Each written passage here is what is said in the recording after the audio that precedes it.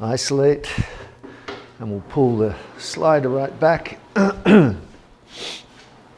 Now we have access from where it would typically be. There's a little knob there on the cover thing here, and we can go ahead and change the blade. Oops.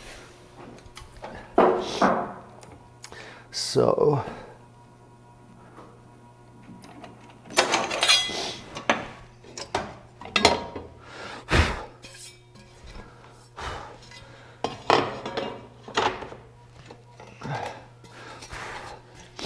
just make sure that your flanges and everything are all nice and clean. The pins on these machines, if you don't know, are there because the machine actually has a brake, or the motor has a brake, and without that, the blade would spin off. So that's it. Replace that. Pull the cover back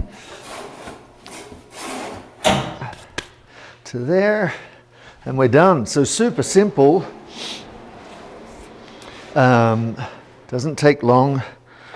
So really, like ideally, you'd be changing blades whenever it's necessary, depending on what it is you're cutting. Anyway, I'm glad I could sort of clear that up, and yeah, enjoy. Thanks for watching. Don't forget to hit the like and subscribe button.